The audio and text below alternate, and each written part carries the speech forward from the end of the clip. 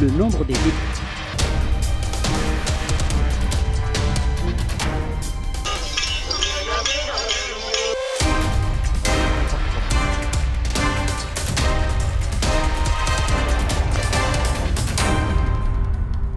Mesdames et messieurs, bonjour et merci de nous rejoindre sur les antennes de la RTS 2 Midi Actu pour ce mardi. C'est parti, voici le sommaire du jour. L'Assemblée nationale, le nombre des députés.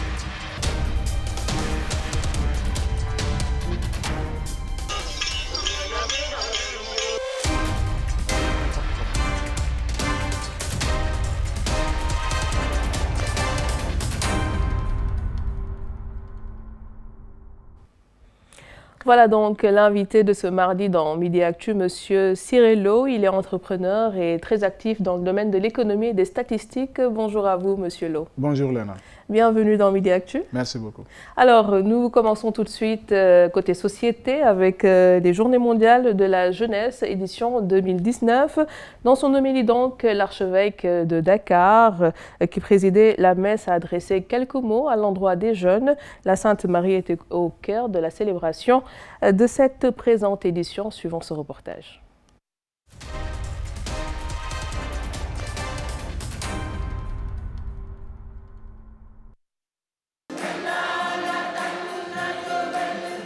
Ils ont encore répondu présent à l'appel du Christ. Près de 15 000 jeunes venus des 7 diocèses du Sénégal, en communion avec leurs frères de la Gambie, de la Guinée-Bissau, du Burkina Faso, du Niger et de la Mauritanie, se retrouvent au pied de Notre-Dame de la Délivrande pour célébrer la foi. Voici la servante du Seigneur, que tout m'advienne selon ta parole. Bien-aimés jeunes gens, filles et garçons, vous êtes l'avenir de l'Église et de la société dans nos différents pays. Que dire alors de la Vierge Marie, cette femme choisie par Dieu? N'est-elle pas le tabernacle du Dieu vivant? Chers amis, je vous le dis franchement, ne vous laissez pas intimider par ceux qui disent que nous adorons Marie. Nous n'adorons pas la Vierge Marie, elle n'est pas une déesse. Mais la relation que Marie a avec Dieu, aucun être humain ne l'a, parce que c'est en elle que le Verbe de Dieu s'est fait chair. Après Kaolack 2014, nous voilà au Popenguine pour le grand rassemblement des GMJ national. Cette année encore, la Vierge Marie est au cœur de la célébration. La jeunesse africaine face à son destin. Chômage, échec, maladie, manque de qualification professionnelle, immigration clandestine, entre autres défis à relever pour cette jeunesse en quête d'une vie meilleure. Ces jeunes, dans la diversité de leur situation, ont toutefois besoin d'être aidés, encadrés, soutenus, formés. Et nous réussirons notre développement sûrement si nous faisons le pari de mieux prendre en compte la frange jeune, aussi bien au niveau des pouvoirs publics et des acteurs privés, comme cela nous a été rappelé récemment, et pourquoi pas aussi au niveau des églises et des mosquées. Cette croix que nous avons accueillie hier sur la plage de Ndayan, avec une allégresse incroyable. Applaudissez la croix de Jésus. Les autorités administratives, religieuses et coutumières ont pris part à ces journées mondiales de la jeunesse interdiocésaine, interterritoriale. Prochain rendez-vous à Saint-Louis en 2024.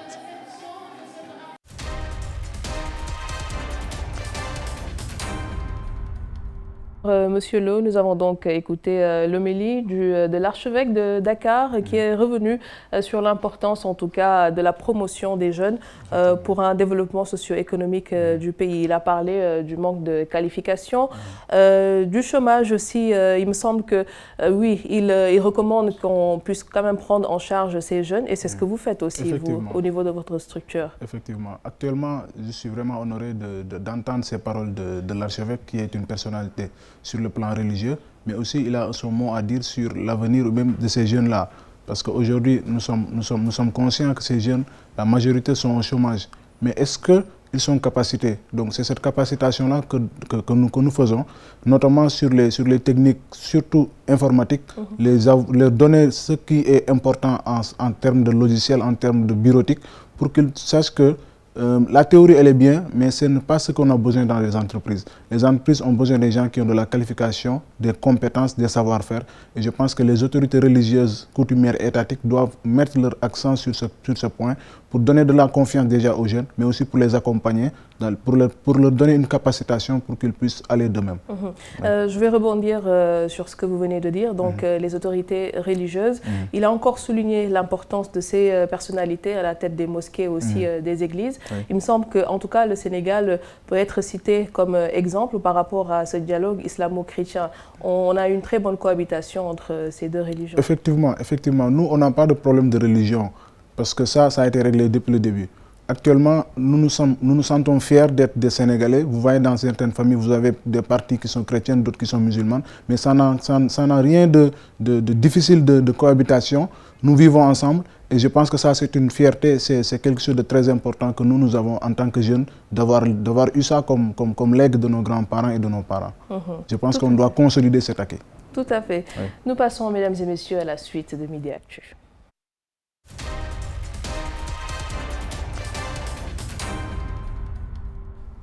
Côté culture, nous parlons de la restitution des objets d'art africains. Des experts soutiennent qu'il faut déconstruire les discussions ayant trait à ces objets au-delà même de l'esthétique. D'autres fonctions leur sont attribuées. Reportage. Dans le débat sur la restitution des objets africains par la France, une question qui mérite d'être posée, car, de tout temps, de fortes symboliques étaient associées à ces objets.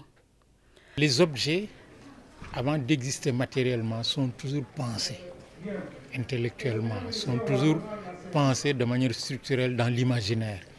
On leur octroie des objectifs, on leur octroie des symboliques qui sont dans l'imaginaire. Tant qu'on ignorera cela, les objets resteront des choses matérielles.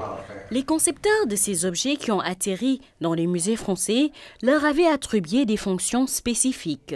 Lorsqu'on vous présente des éléments de la fécondité chez les Diola, le Kanyalen, des éléments qui participent à la circoncision, des éléments qui participent à telle ou telle activité professionnelle, nous ne sommes pas dans des objets d'art.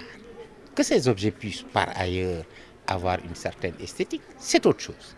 S'il est connu que ces objets ont influencé des artistes de renom comme Picasso, il urge aujourd'hui de faire un travail sur la mémoire pour déconstruire les discours sur ces objets.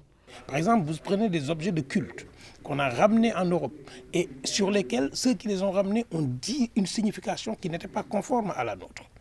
Est-ce que nous, on va récupérer ces objets-là et répéter ce qui a été dit sur les musées, que nous étions de sauvages, que nous n'avions pas de crâne, que nous n'avions pas tout ce qu'ils ont montré pour dire que c'est un art primitif, que nous n'avons pas évolué scientifiquement ni intellectuellement. Est-ce que nous allons répéter ça lorsque ces objets vont revenir dans nos musées? C'est ça la grande question. Il faudra reconstruire le discours autour de ces objets pour faire le lien avec l'ensemble du patrimoine culturel africain. Le Bénin fait partie de ces pays qui ont ouvert la voie. La France a d'ailleurs décidé de restituer immédiatement le trône du roi Béanzin. Un trône, ce n'est pas qu'un trône. C'est une histoire derrière, c'est un esprit derrière, c'est de la spiritualité derrière.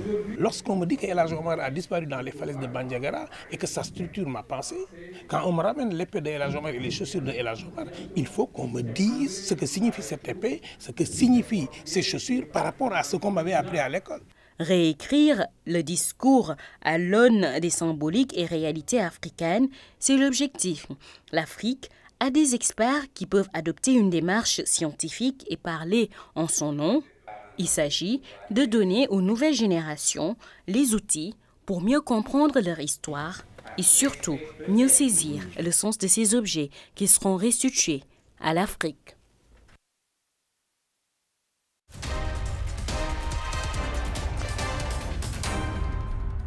Alors, comme disait l'autre, il faut rendre à César ce qui appartient à César. On a quand même constaté que depuis quelques mois, ces discussions autour de la reconstitution, ou en tout cas de pouvoir quand même récupérer ces objets d'art africains, animent pas mal de débats. Effectivement, donc ces objets africains doivent être rapatriés pour certains et nous félicitons le professeur Felwine Sarr qui a été mandaté par le président français en compagnie de la française Bénédicte Savoy pour faire l'état des lieux, pour voir quels sont les objets qui doivent être rapatriés. Ça, c'est une bonne chose. Maintenant, l'autre question est que, est-ce que nous, les Africains, nous les jeunes surtout, est-ce que nous connaissons ces histoires? Est-ce que nous sommes éduqués pour pouvoir faire des visites dans les musées? Exemple, allez-y dans les musées qui sont à Dakar, un peu partout. Est-ce que vous avez déjà visité? J'ai déjà visité le musée le nouveau musée qui est ouvert près du Grand Théâtre, musée de civilisation noire, et c'était vraiment intéressant. Nous n'avons pas cette culture, donc c'est à nous quand même de revoir notre manière de faire, de revoir notre manière de vivre. Et comme le disait Cheikh Anta Diop, nous avons notre patrimoine culturel à arracher et à prendre. Donc c'est à nous de retourner aux sources. Et pour moi, c'est une excellente chose de rapatrier ces objets. Mais aussi, il faut voir dans quelle mesure ils vont être entretenus, dans quelle mesure ils vont être conservés et dans quelle mesure aussi ces populations, nous, les jeunes surtout, nous allons vers ces objets-là pour nous ressourcer, pour voir d'où venons-nous, puisque c'est quelque chose de très important. On a quand même tendance à négliger et pourtant la culture est vecteur de développement. Effectivement, c'est très important la culture. Maintenant, le Sénégal, les Sénégalais, comment est-ce qu'ils entendent la culture? On pense souvent que c'est seulement la musique et la danse, alors que la culture, c'est très profond. Donc, il y a énormément de travail. Danse, ce n'est pas que le mbala. Oui, ce n'est pas que le mbala. Il y a énormément de danses qui sont là. Mais est-ce que nous faisons des recherches, nous faisons en sorte d'avoir une industrie culturelle? Et récemment, nous avons rencontré beaucoup d'acteurs culturels, notamment Afritalex avec Assoufal, qui fait de bonnes choses, surtout à Saint-Louis. Donc, je pense que ces initiatives doivent être appuyées pour leur permettre d'éclore cette jeunesse qui a tant de talent et aussi sur les mettre sur de bons rails. Très bien. La suite de Midi Actu.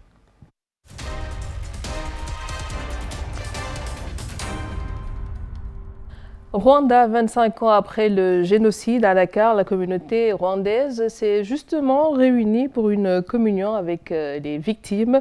Ils sont mémoire, unité, renouveau. Voilà les mots qui ont donc animé la cérémonie. Reportage. De l'émotion, de la tristesse à l'occasion de la commémoration du génocide contre les Tutsis au Rwanda, cette flamme portée par ces 27 jeunes symbolise désormais l'apaisement entre les différentes communautés du pays.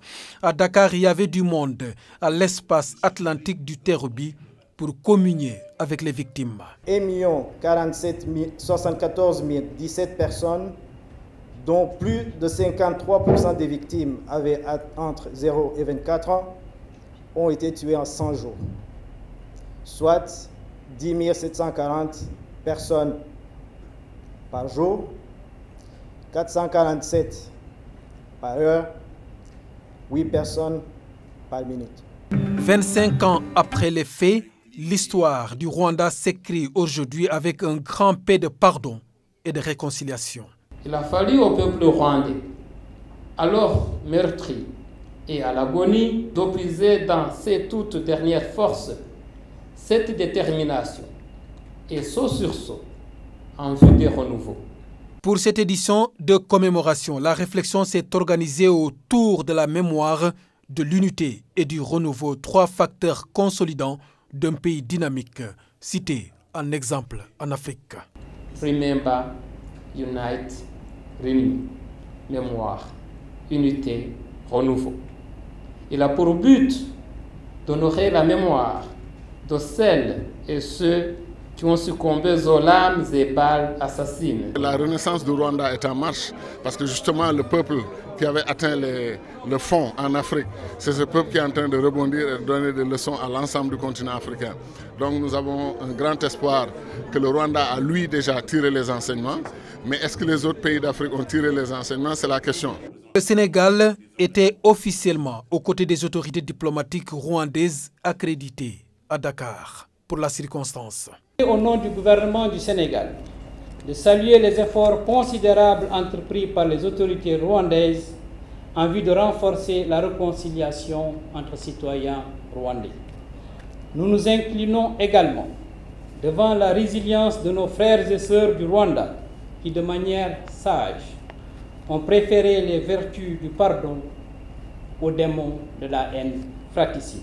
Plusieurs colonels sénégalais en exercice au Rwanda pendant le génocide ont apporté des témoignages, des récits qui donnent espoir. Un espoir pour le Rwanda, mais pour l'Afrique aussi.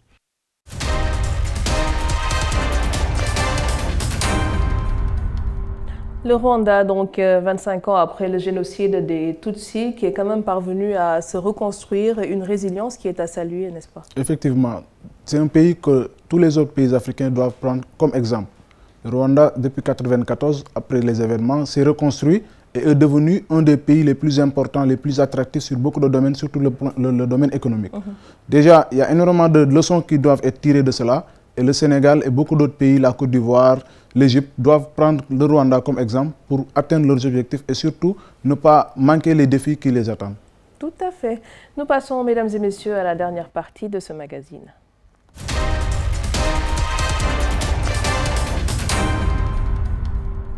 Alors aujourd'hui, donc côté éducation ou en tout cas côté formation, nous parlons de statistiques, donc comment se former pour une bonne prise en charge des statistiques. Pour les entrepreneurs, les statistiques permettent justement de faire une bonne étude de marché suivant cette vidéo.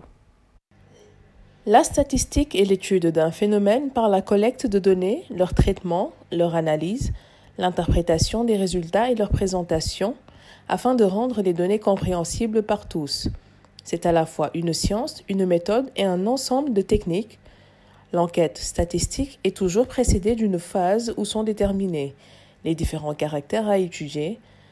L'étape suivante consiste à choisir la population à étudier. Il se pose alors le problème de l'échantillonnage, choix de la population à sonder. Au sens large, cela peut être un sondage d'opinion en interrogeant des humains, ou bien le ramassage de roches pour déterminer la nature du sol en géologie, la taille de la population et sa représentativité, que ce soit pour un recueil total, recensement ou partiel sondage. Des protocoles sont à mettre en place pour éviter les erreurs de mesure, qu'elles soient accidentelles ou répétitives.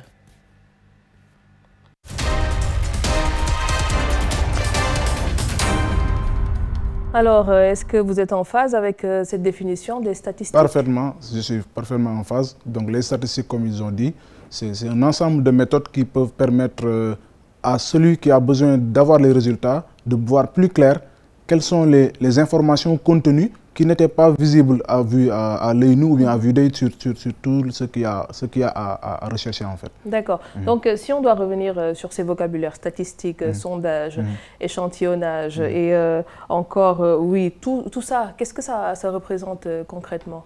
En fait, c'est des concepts parfois très techniques que seulement ceux qui ont fait ces études-là peuvent exactement dire la quintessence. Donc la statistique, déjà, c'est une matière, c'est un ensemble de méthodes.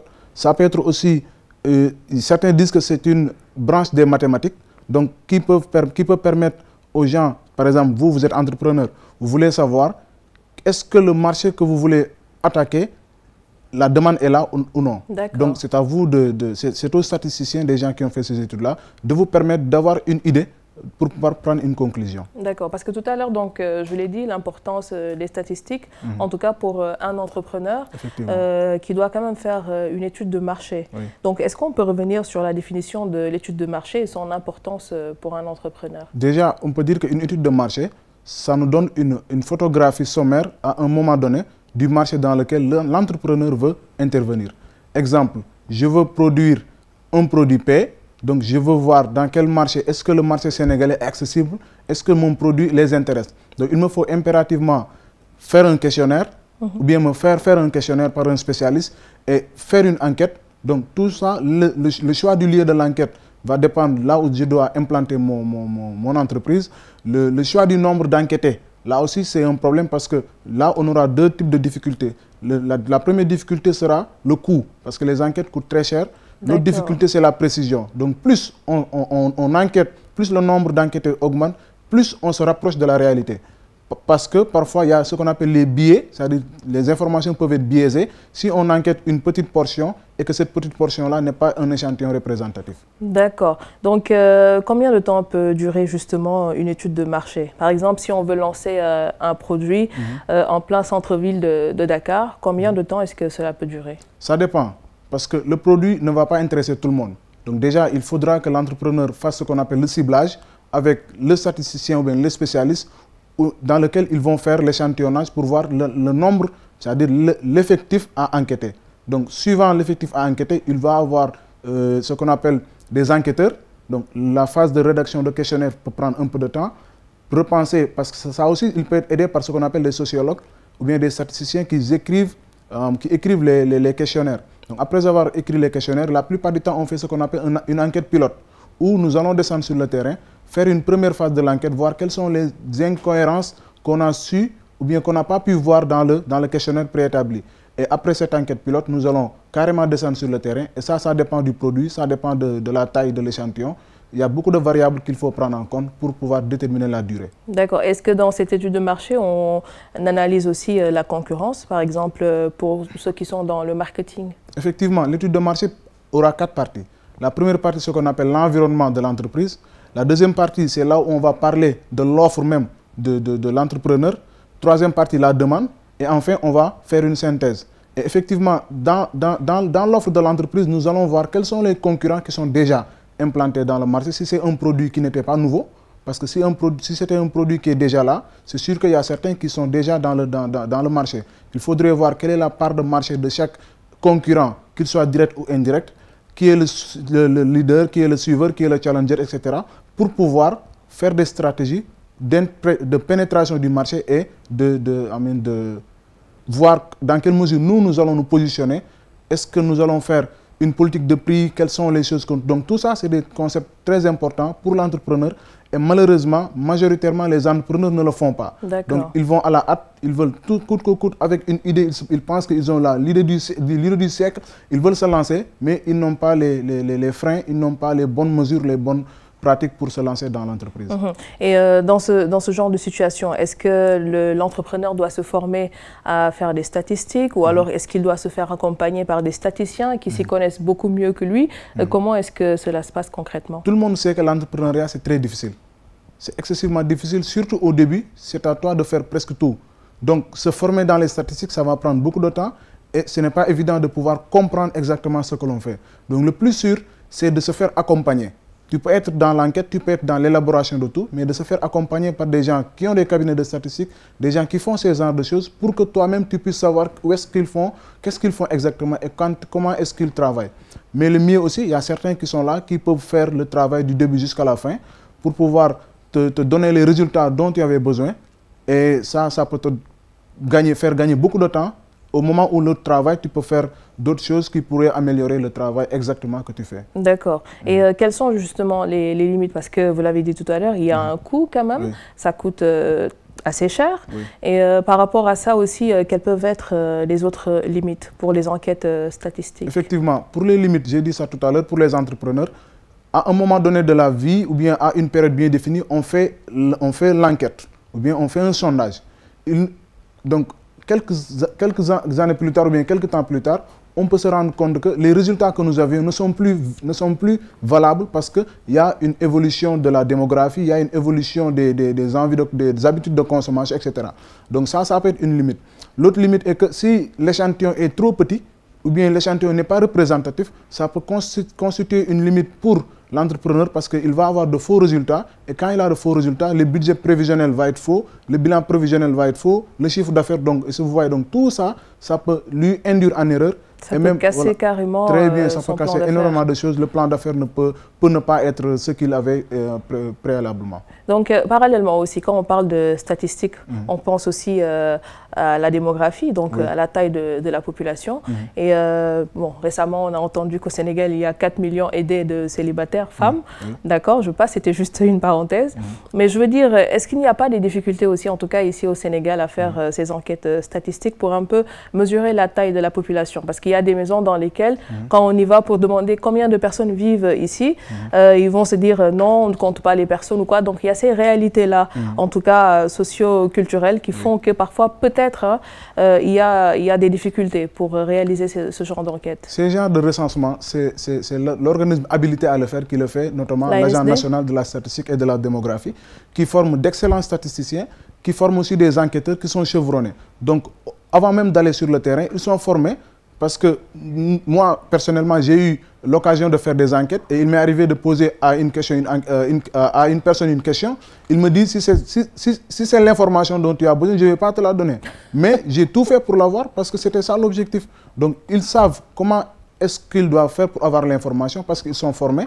Ils sont formés sur les techniques, donc il y a des questions à poser, il y a des contournements à faire. Et il y a aussi, c'est très important ce que vous dites, parce qu'on est dans une société parfois où les réalités sont là. Maintenant, comme les réalités sont là, c'est aux gens qui doivent faire ce genre de choses-là, de savoir quelle technique utiliser pour avoir l'information. Mais aussi, il y a aussi des mises en garde. Donc, il y a certaines personnes qui sont réticentes, notamment à la fourniture de l'information, et ils doivent savoir que l'information dont on va prendre d'elle du moins, ne sera pas divulguée. Ça va être purement sur des bases statistiques, donc faire des enquêtes, faire des études, parce que les statistiques sont très importantes au niveau étatique.